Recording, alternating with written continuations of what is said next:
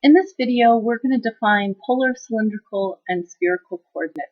So our learning goals are to be able to define polar, cylindrical, and spherical coordinates, and to construct and identify graphs in those coordinate systems.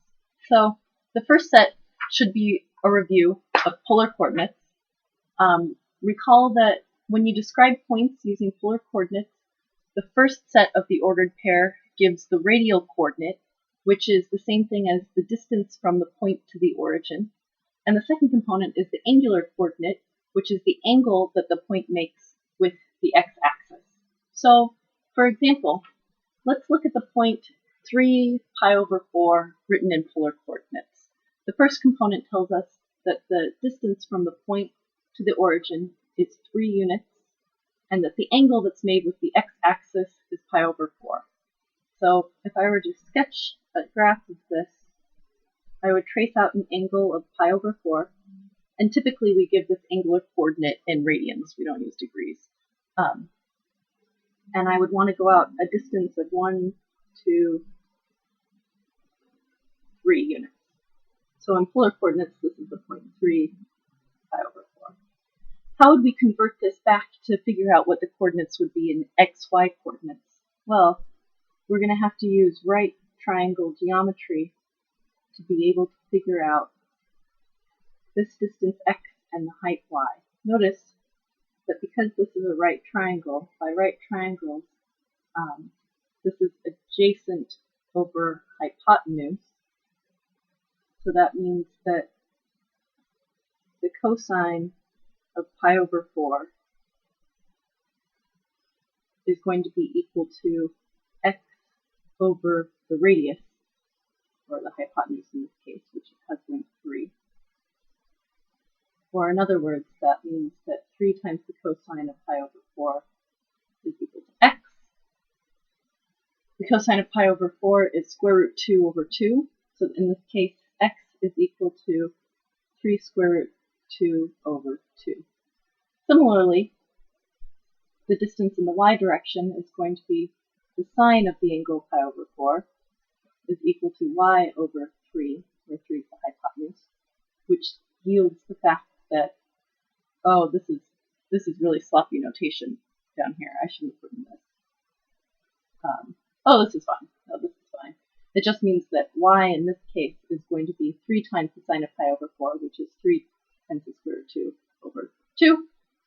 So this point in polar coordinates would be rewritten as 3 times the square root of 2 over 2, comma, 3 times the square root of 2 over 2 in rectangular coordinates.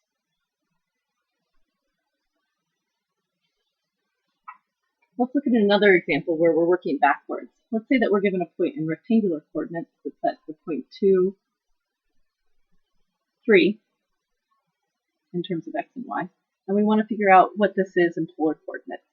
The easiest way is again to use triangle geometry. First we have to figure out what this radius value r is equal to. And we know that by Pythagorean theorem, r is going to be equal to the square root of the length squared times the height squared, which is 2 squared, plus 3 squared, which is equal to the square root of 4 plus 9, or in this case, the square root of 13. So that's what our r value is.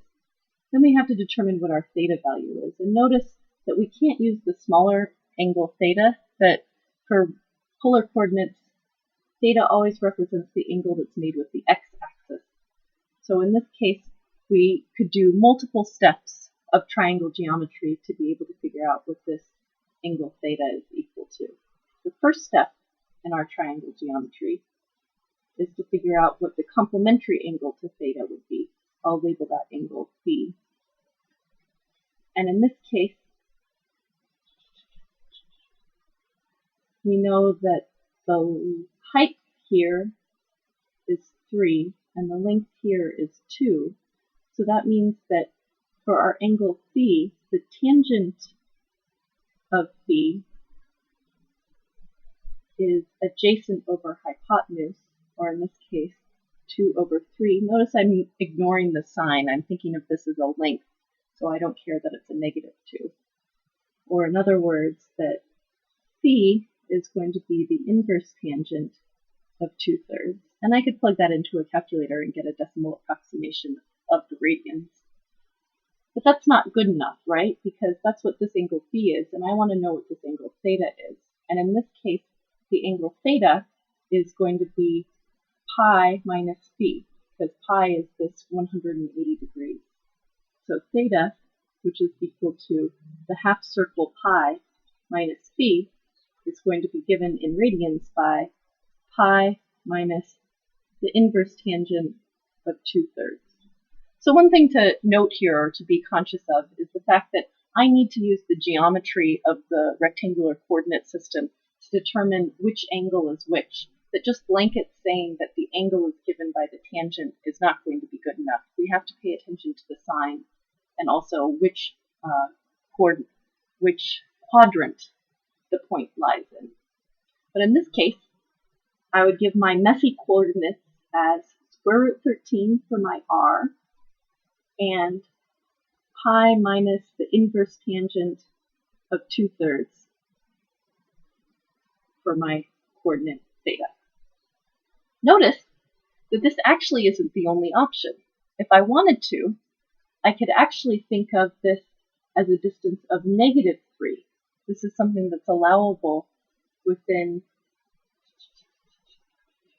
polar geometry, in which case I could visualize myself as going a distance of -phi degrees and then backwards r units.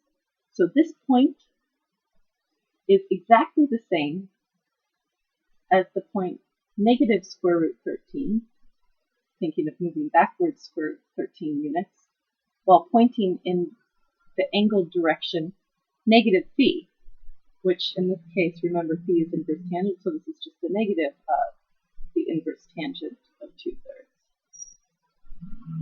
The important idea here is that polar coordinates have multiple different different algebraic written notation can represent the same exact point. That's not true in rectangular coordinates. We just have a single x value and a single y value, whereas this point and this point are exactly the same. And similarly, I could take this exact same coordinate, negative square root 13, as my distance, traveling backwards square root 13, and I could take this angle measure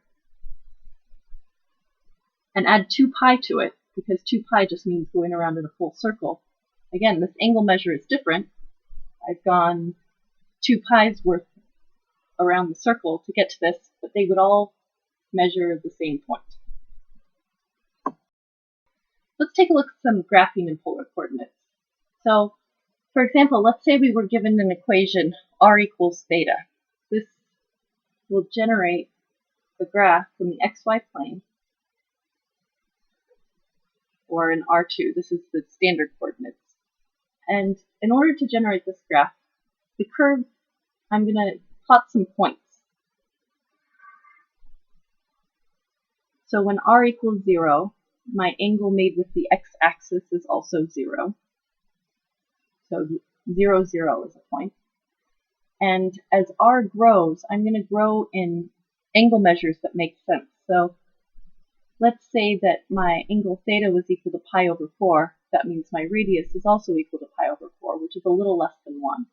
So when I trace out an angle of pi over 4, my distance outward is going to be about a distance 1.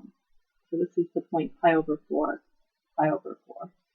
Continuing onward, as my angle increases to pi over 2, my radius increases to pi over 2. And really, maybe it's silly to plot points that we can see as a general pattern. As the angle increases, the radius of my curve is going to increase, and the resulting figure is a spiral. So if you ever want to construct spirals in R2, one of the easiest coordinate systems to use is polar coordinates.